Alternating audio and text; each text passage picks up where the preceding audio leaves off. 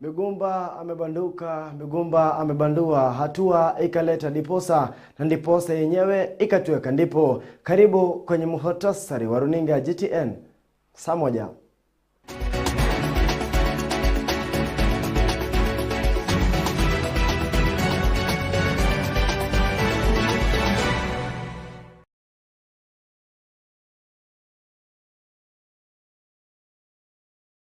Ahlan wasalan wa marhaba mpenzi mtazamaji, ikiwa ni jioni nyingine, jioni ya siku ya Jumatatu Disemba 11 mwezi Disemba mwaka 2023. Sema nami kwenye mitandao ya kijamii, upande wa Facebook tuko moja kwa moja GTN TV Kenya, upande wa YouTube vile vile GTN TV Kenya. Langu jina Munanu Makumi. Waziri wa kawi hapa nchini Davis Chichil ameonyesha kuhusu kukatika kwa huduma za umeme tena nchini kote, akisema kuwa hayo yanaweza kufanyika tena ikiwa uwekezaji unaofaa utatekelezwa katika kuimarisha usambazaji wa umeme kote nchini. Kulingana na Waziri Chichil, njia za usambazaji umeme nchini zimejaa kupita kiasi, jambo na ambalo linaendelea kuzidisha usambazaji wa umeme katika nyumba za Wakenya. Kufuatia tukio hapo jana la nchi ya Kenya kukadiriwa na ukosefu wa nguvu za umeme, hii leo waziri wa kawi nchini David Chichil alisema kuwa kulikuwa na kikwazo cha usambazaji wa umeme katika njia ya umeme ya Kisumu Muhoroni, ambayo ilisababisha kukatika kwa umeme kote nchini. Partial blackout on the electric power system with Musaga substation supplying parts of western region remaining on supply from Uganda. The system demand at the time of incident was 1,732 megawatts, with the hydros performing well, the geothermal performing well, the thermal and wind was at its optimal, and so was the Ethiopia. We have a power purchase with Ethiopia which we've signed at 200 megawatts. It was transmitting at 194 megawatts.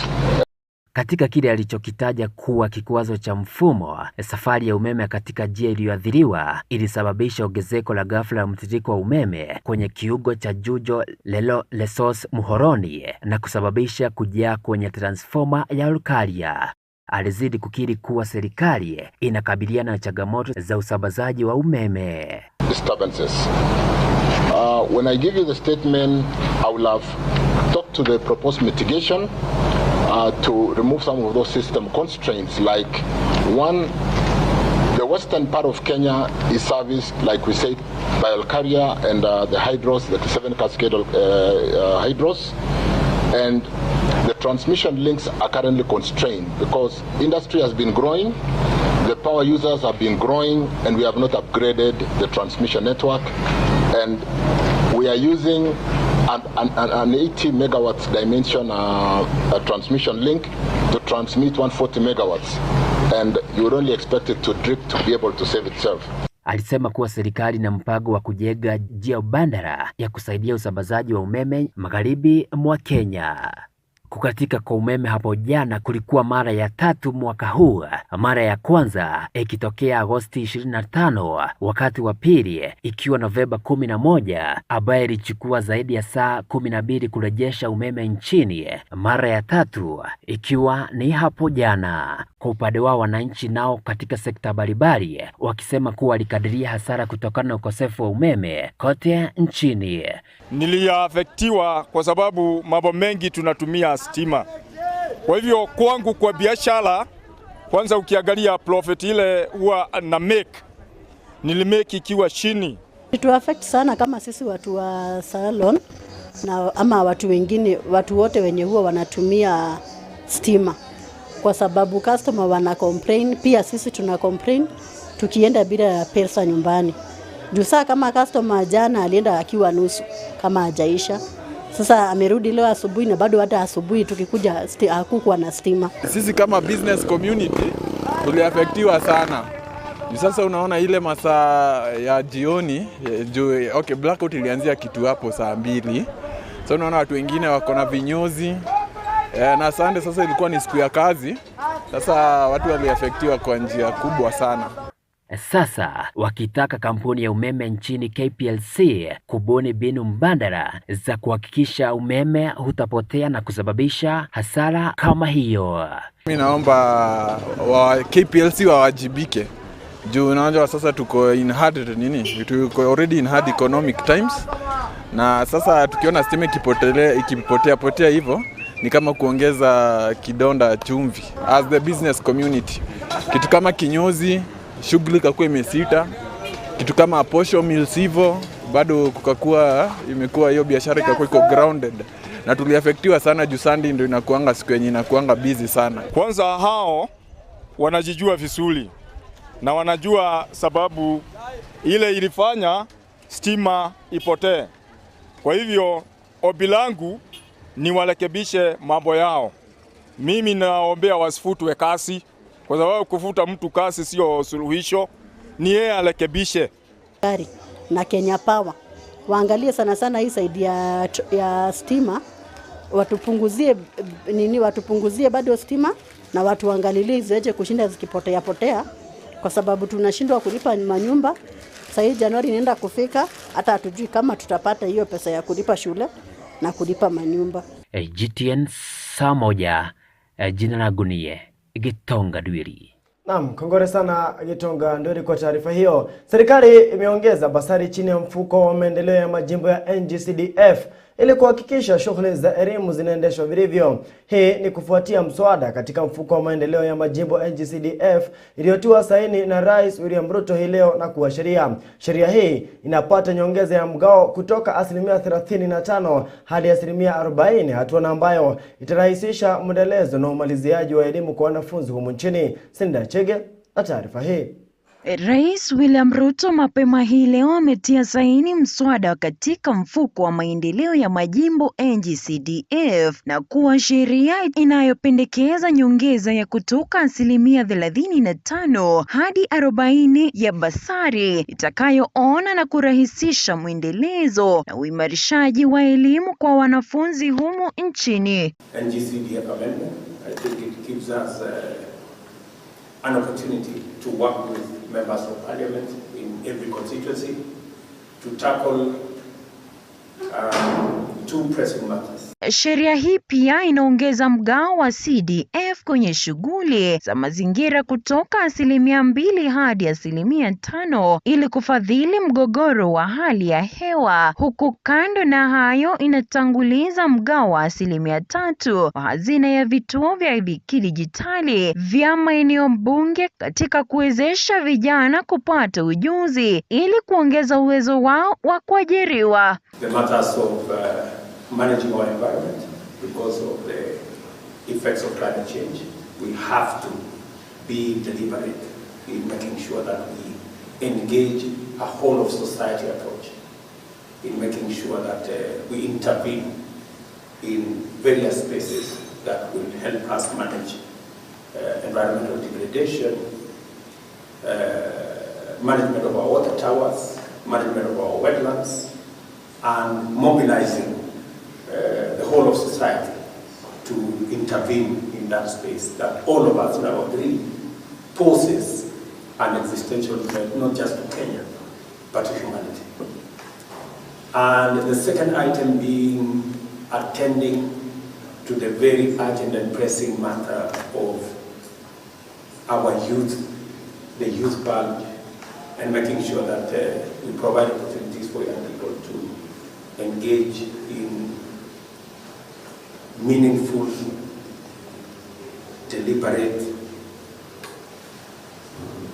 opportunities to work.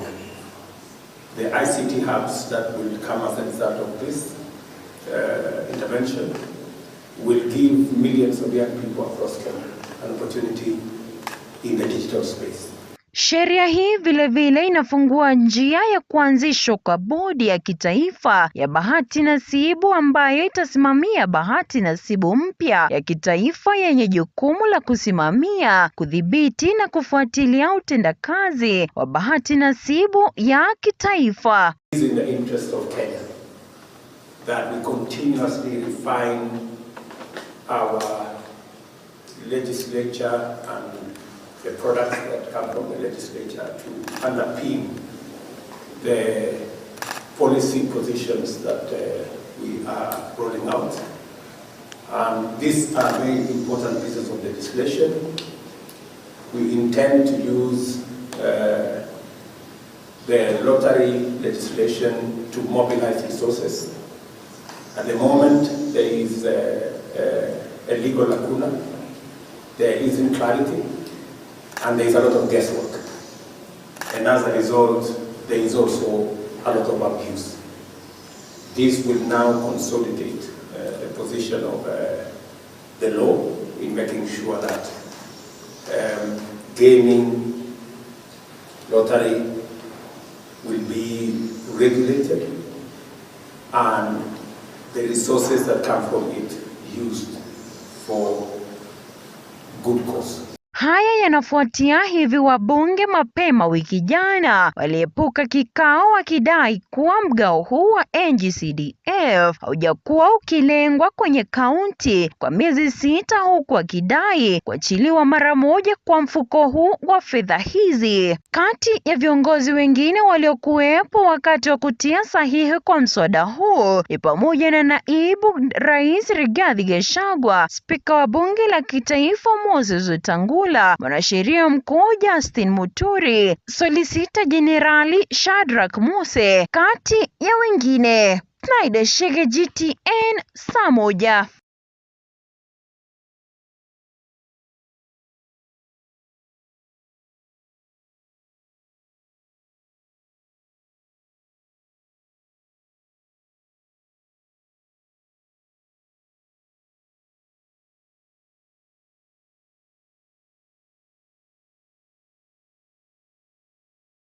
Kiongozi wa NARC Kenya Martha Wangari Karua ametoa wito kwa uwekezaji kwenye afya ili kuhudumia jamii. Akizungumza alipomtembelea mbunge wa zamani wa Ndia Kinyua Mboya anayeugua, Karua alisema kutoa vifaa kwa hospitali kutamaliza safari za nje kutafuta huduma za matibabu. Mboya amewekwa kwa matibabu ya hali ya juu nchini India. Aidha, Karua aliongeza magonjwa hayajui vyama na yote yanapaswa kuungwa mkono wakati wa mahitaji. Mbunge wa kaunti ya Kirinyaga wakili Njeri Maina na ambaye aliandamana na Karua vilevile alisema mbunge huyo alihudumu Kirinyaga na Kenya, kwa hivyo alihitaji uungwaji mkono kwa njia kuntu. Vilevile alisema anasukuma mswada wa marekebisho ya afya ya mwaka huu ili kuhakikisha kuwa kila huduma ya afya inafikiwa kwa kiwango cha juu. Karua anatoa wito wa umoja kati ya viongozi ili kuunga mkono masuala yote, hasa katika kukomesha ubinafsishaji wa viwanda na haswa kiwanda cha kutengenezea mpunga cha Mwea Rice Mills. Alisema ubinafsishaji huo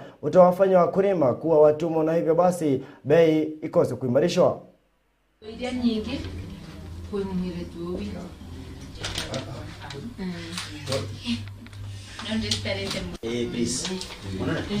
And also to thank my senior, Martha Karua, for reaching out on behalf of Honorable Kinyua Mboya. And I want to request leaders to be there and support each other beyond parties and beyond any other differences that we might have in Kirinyaga County. We must always remember that we are one people. And we are here today with my senior Martha Karua and Honorable Matenge to give support to these Member of Parliament who served the people of Kirinyaga County and who served Kenya at large. That as leaders, our unity should not end with supporting Honorable Kinyua Mboya, but supporting all matters that pertain to this county and are of benefit to our people. And one such matter that comes to mind is the threatened sale of Mwea Rice Mills. And we want to pledge here and now, we are going to unite as the leadership of Kirinyaga, the willing, to ensure that Mwea Rice Mill is not sold, because if it gets sold, then the rice farmer automatically becomes a slave to the person who buys. Today I know they are private millers, but prices are stabilized because the main rice farmer has a mill called Mwea Rice Mills. If the government is tired, the farmer is saying, sell your shares to us, so that the farmer can be the author of his or her own destiny. So we are going to have unity of purpose in this county. Na sasa moja kwa moja hadi kaunti nambari 19, kaunti ya Nyeri. Mbunge wa eneo bunge la Mukurweini John Kagusha ameandaa mswada rasmi atakaowasilisha bungeni ya kitaifa, mswada unaonuia kufanya upashaji wa tohara kwa vijana kuwa walazima. Aidha, mswada huu pia unanuia vijana kutoripishwa katika vituo vya afya, na kulingana na Kagusha, iwapo mswada huu utapenya, basi visa vya magonjwa ya zinaa vitapungua. Lydia Nyawera ambaye ni muuguzi na msajili mkuu katika hospitali ya rufaa katika gatuzi la Nyeri amesisitiza kwamba upashaji tohara kwa wanaume unao mchango mkubwa katika kupunguza virusi vya HPV vinavyochangia saratani ya njia ya uke wakati msichana anapojihusisha katika tendo la ndoa. Victor Gadhombe alikita kambi katika maeneo hayo na kutuandalia taarifa hii. Katika mswada rasimu ulio tayari kuwasilishwa katika bunge la kitaifa na mbunge wa eneo bunge la Mukurweini John Kagusha, unalenga kuwa upashaji tohara kwa jinsia ya kiume uwe wa lazima, lakini ufanyike chini ya usimamizi wa daktari aliye na mafunzo kamili. Kulingana na Kagusha, mswada huu utapunguza uambukizaji wa magonjwa ya zinaa na nikimnukuu, upashaji wa tohara ya lazima kwa jinsia ya kiume inayosimamiwa na madaktari walioafikia kiwango hiki wakati wa kuzaliwa na umri wa miaka 18 kutachangia kwa wingi kwa jamii yenye afya, salama na mafanikio zaidi kwa wote. Mswada huu unazo vipengele viwili, mojawapo ikiwa ni kumaliza upashaji wa tohara wa kimila na kuupisha upashaji wa tohara utakaosimamiwa na daktari aliye na mafunzo haya hospitalini, na hivyo basi kubadilisha tohara kutoka kwa mazoea ya kitamaduni hadi kwa hitaji la kiafya. Nikimnukuu, Kagusha amesema kutekeleza tohara ya lazima kwa wanaume itapelekea kupungua kwa uambukizaji wa virusi vya ukimwi, virusi vya HPV na magonjwa ya zinaa, hivyo basi kupelekea jumuiya yenye afya na utendakazi ulioboreshwa. Akiongea kwa njia ya kipekee na runinga ya Gtn kwa njia ya simu, Lydia Nyawera ambaye ni muuguzi na msajili mkuu katika hospitali ya rufaa katika gatuzi la Nyeri amesema kwamba upashaji tohara unao manufaa tumbe nzima kwa afya, kwani ni dhahiri kwamba hupunguza uambukizaji wa magonjwa ya zinaa pamoja na virusi vya HPV vinavyosababisha saratani ya njia ya uke wakati mwanaume ambaye hajapashwa tohara anahusika katika tendo la ndoa. What I wanted to say is it is important for male boy child to be circumcised after 18 years. I mean before 18 years, so that one can prevent a lot of infection which can occur and which can prevent further infection. And especially the boy child is the person who harbor the human papillomavirus. If they are not circumcised, they will not. They will continue infecting other people, and especially ladies, and especially the human papillomavirus, which we know is a predisposing factor to cancer of cervix. So it is important for male child to be circumcised all at 18 years. Aidha, Lydia amesema kwamba njia nyingi za kitamaduni zinahatarisha maisha, akisisitiza kwamba upashaji tohara wafaa kufanyika katika hospitali chini ya usimamizi wa daktari aliye na mafunzo haya. To me, tradition is not the key because it is not 100%. You cannot say that you are at 100% having prevented microorganisms when you are doing it traditionally. But when this happened in the hospital, when the boy child is circumcised in the hospital, they know that it is 100%. One, all the instruments that are used, they are sterile. They have undergone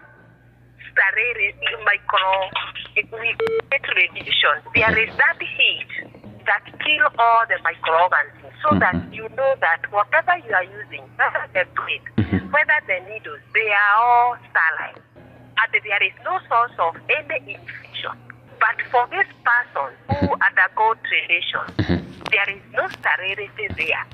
Nikiripotia nyumbani mwa vipaji na talanta, runinga ya Gtn, jina langu ni Victor Gadhombe. Tukirejea katika mji mkuu wa Nairobi ni kuwa mamlaka ya taifa ya usafiri na usalama almaarufu NTSA imetangaza mipango ya kuongeza viwango vyao. Chini ya mapendekezo mapya, malipo ya mamlaka yatapanda kwa kati ya 100% hadi 900%. Kwa shule zinazopeana mafunzo ya udereva, leseni ya mwaka itaongezeka kwa 150 hadi shilingi 1050 toka shilingi 1020. Gharama ya kusasisha leseni ya kuendesha hata hivyo itabaki bila kubadilika. Mamlaka hayo imesema ongezeko la viwango hivyo linaendana na mabadiliko ya uchumi hapa nchini. Our statements of finance, most of the funds that don't come in, we are offering more than at a higher cost in terms of service than what we are able to collect from the services. Our proposed financial improvement in terms of capacity is a long-term improvement because the rates that we have not been reviewed for the last 10 years. So you can imagine, services have been increasing, charges have been increasing for the last 10 years, yet the rates have remained constant. That's why we are asking that we adjust to be able to offer services at a proper rate and good services to citizens of Kenya and reduce the road carnage. Naam, na taarifa hiyo kutoka kaunti ya Nairobi inanipa muda wa kupunga onyonyo. Niende mapumzikoni kwa kiduchu tu, lakini nikirejea kwa mrathi nina taarifa chako. Usitakiondoka.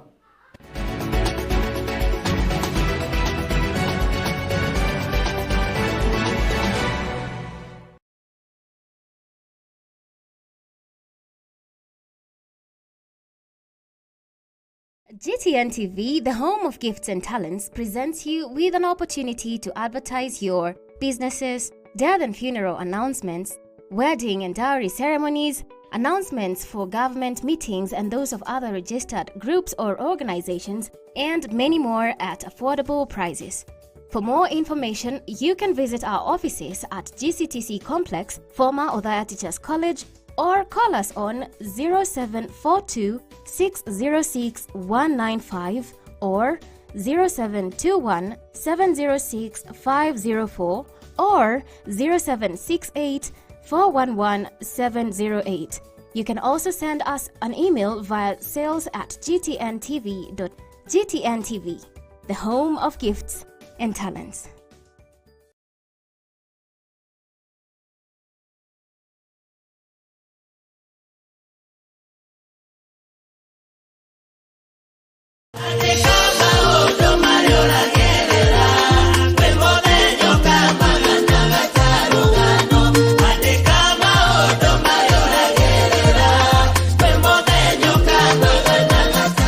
Kuigwatira andika maundu tasikiza tu ni thimu yaku. Hihinya *837 *3213# na igwatire rwimbo ruru ta rugambirwa thimu yaku.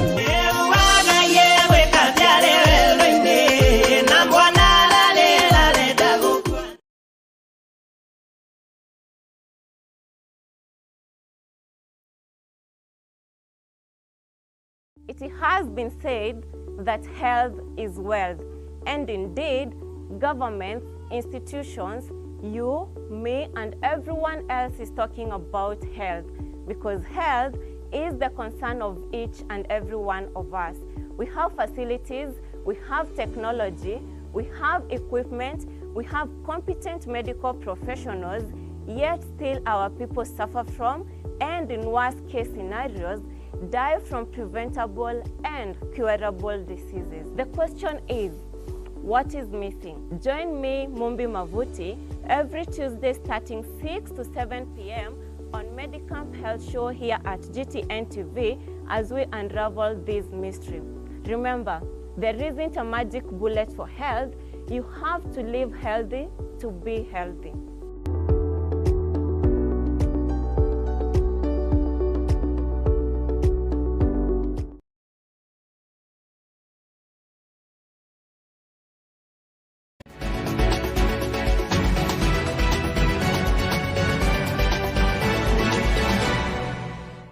Naam, karibu tena.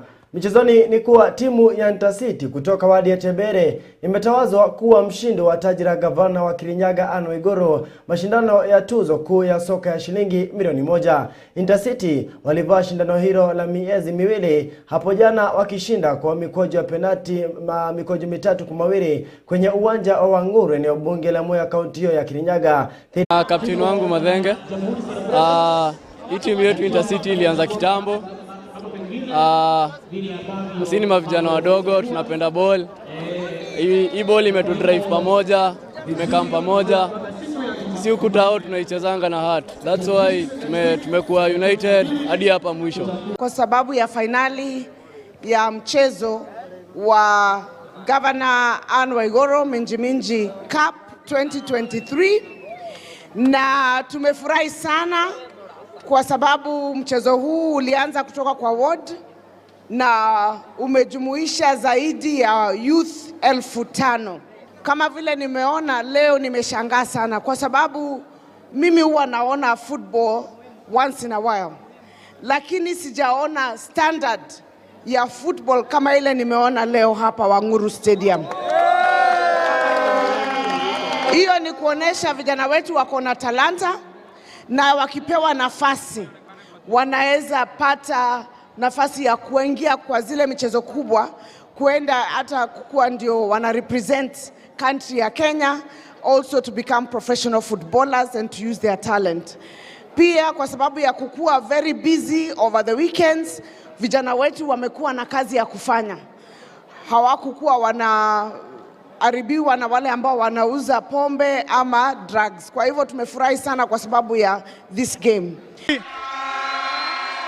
Wolf wapi?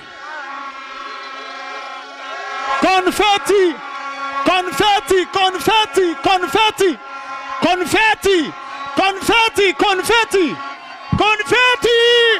Wapi dunia?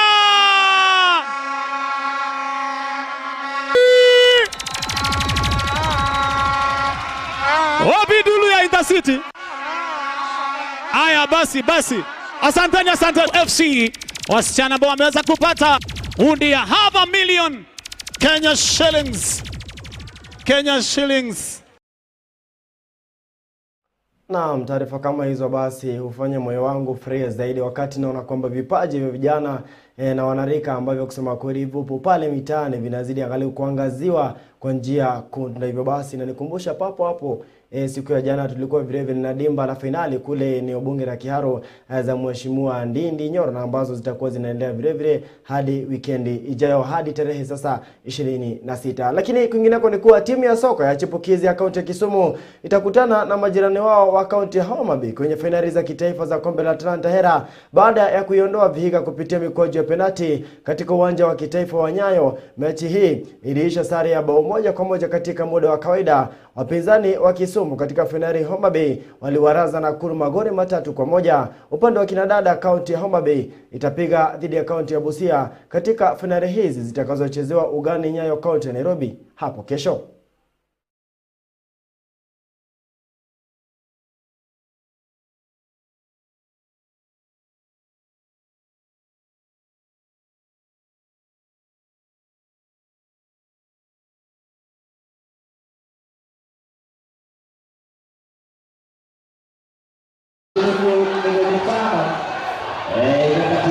I know that Vihiga is a very, very tough team.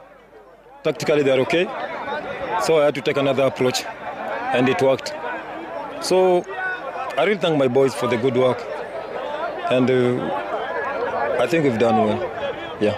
We had prepared for them, we planned for them, and our plan worked. In the first half, we could have killed the game completely. Killed it completely flat, and they could not have come back. But a few misses of chances, about 3, and that is it. Naam, tunasema kwamba kongore sana kwa timu na ambazo tayari zishafuzu na kukata tikiti ya kushiriki katika finali za hapo kesho. Kumbuka kwamba timu ya Homa Bay ama timu kutoka kaunti ya Homa Bay inao kinadada vile na vijana na ambao wataweza kuwasilisha kaunti hiyo katika finali za mechi hizi, na ni finali ambazo zitapigiwa ugani Nyayo kaunti ya Nairobi baada ya shamra za sikukuu siku ya kusherehekea sikukuu ya Jamhuri hapo kesho. Kumbuka kwamba ni Jamhuri ya 60 kusherehekewa hapa nchini hivyo basi baada ya shamra hizo basi zile mechi ama vile vipute vitapigwa mahala pale. Kumbuka kwamba mgeni wa heshima ni ikiwemo rais wa tano wa taifa la Kenya William Samuel Ruto, na ambaye atakuwa akiwatuza hao washindani na ambao watashindana katika mechi za kesho. Ni mechi na ambazo vile vile tutazidi kuzifuatia kwa kina zaidi, ndiposa tuhakikishe kwamba unazidi kupokea basi mambo jinsi atakavyokuwa yakizidi kuimbuka kutoka ugani Nyayo, kaunti ya Nairobi. Na taarifa hiyo basi inanipa nafasi ya kuweza basi kupungua unyonyo basi na vile vile kuweza kutia kikomo muhtasari wetu runinga Gtn Saa Moja. Lakini siku zote lazima na watambua wawili watatu wanaosema nami kwenye mitandao ya kijamii. Upande wa YouTube namuona sana jamaa anajiita Kamega, anasema kwa mitamboni. Vile vile namuona Kenya na upande wa Facebook anasema kazi nzuri. Shazi Queen anasema kwa mitamboni tena. Flora Telvin anasema kazi kuntu. Peter Ichura anasema ndo hivyo. Kisha Kelvin Wanyambura vile vile anasema kwamba unatutazamia ukuwa maeneo ya Thika. Wasalimu sana wale mashabiki wetu toka Thika na kaunti ya Kiambu kwa jumla. Basi nikushukuru mpenzi mtazamaji kwa kuweza kuniaminia na kunifanya kitovu chako cha taarifa sadikifu, bainifu, sanifu, taarifa zilizojawa na uketo.